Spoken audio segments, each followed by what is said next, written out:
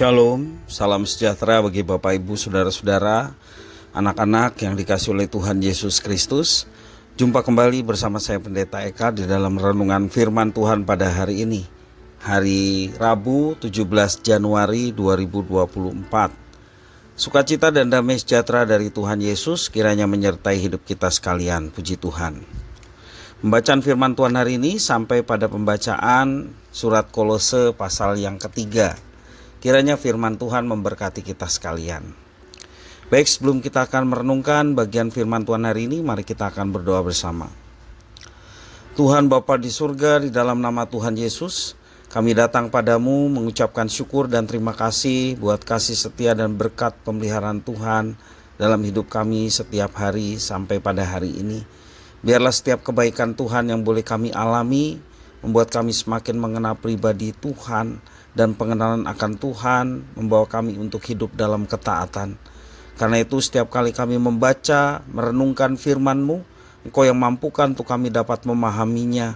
Dan lebih dari semua itu, Engkau menuntun kami untuk kami dapat menggenapi firman Tuhan. Terpujilah nama-Mu Bapa, demi nama Yesus Kristus, kami sedia untuk belajar firman-Mu. Haleluya, amin. Renungan kita diambil di Kolose pasal 3 ayat 5-17.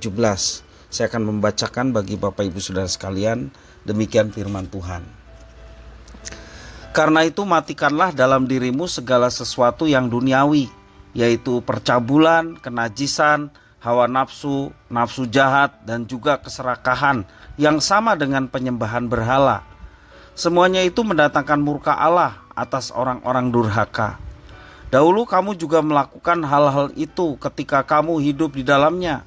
Tetapi sekarang buanglah semuanya ini, yaitu marah, geram, kejahatan, fitnah, dan kata-kata kotor yang keluar dari mulutmu. Jangan lagi kamu saling mendustai, karena kamu telah menanggalkan manusia lama serta kelakuannya, dan telah mengenakan manusia baru yang terus-menerus diperbarui untuk memperoleh pengetahuan yang benar menurut gambar khaliknya. Dalam hal ini tiada lagi orang Yunani atau orang Yahudi, orang bersunat atau orang tak bersunat, orang barbar atau orang skit, budak atau orang merdeka, tetapi Kristus adalah semua dan di dalam segala sesuatu. Karena itu sebagai orang-orang pilihan Allah yang dikuduskan dan dikasihinya, kenakanlah belas kasihan, kemurahan, kerendahan hati, kelemah lembutan, dan kesabaran. Sabarlah kamu seorang terhadap yang lain, dan ampunilah seorang akan yang lain apabila yang seorang menaruh dendam terhadap yang lain. Sama seperti Tuhan telah mengampuni kamu, kamu perbuat jugalah demikian. Dan di atas semuanya itu, kenakanlah kasih sebagai pengikat yang mempersatukan dan menyempurnakan. Hendaklah damai sejahtera Kristus memerintah dalam hatimu, karena untuk itulah kamu telah dipanggil menjadi satu tubuh, dan bersyukurlah. Hendaklah perkataan Kristus diam dengan segala kekayaannya di antara kamu, sehingga kamu dengan segala hikmat mengajar dan menegur seorang akan yang lain. Dan sambil menyanyikan mazmur dan puji-pujian dan nyanyian rohani, kamu mengucap syukur kepada Allah di dalam hatimu. Dan segala sesuatu yang kamu lakukan dengan perkataan atau perbuatan, lakukanlah semua itu dalam nama Tuhan Yesus, sambil mengucap syukur oleh Dia kepada Allah Bapa kita. Demikian firman Tuhan. Bapak Ibu Saudara-saudara yang dikasihi oleh Tuhan Yesus Kristus, ada orang yang memilih untuk melakukan kejahatan karena merasa tersaingi ketika seseorang mendahului laju kendaraannya di jalan raya. Ada pula orang yang memilih untuk melepaskan pengampunan ketika seseorang telah membunuh anaknya. Masing-masing orang memberikan tanggapan yang berbeda atas sesuatu yang mereka alami. Hal ini bergantung pada pilihan mereka secara pribadi. Mereka dapat menanggapinya secara positif, netral, atau menanggapinya secara negatif.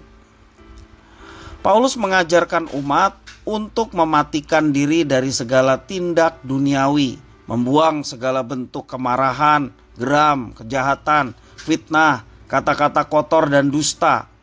Dengan kata lain, Rasul Paulus sedang mengajarkan kita untuk menanggapi setiap persoalan dengan cara pandang positif.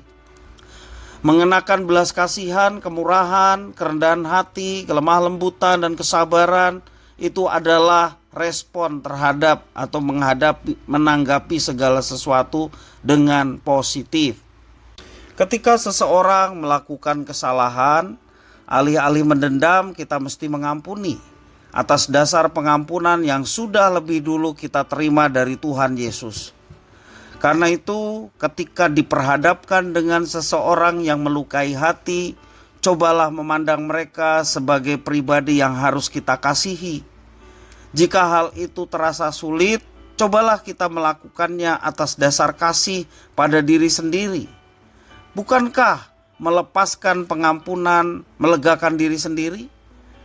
Jika hal ini masih sulit, cobalah lakukan karena kita menaruh kasih kepada Tuhan. Bukankah Tuhan telah memberikan pengampunan atas kesalahan dan dosa kita yang begitu besar? Dan jika ternyata tidak bisa juga, tanyakan itu pada diri sendiri.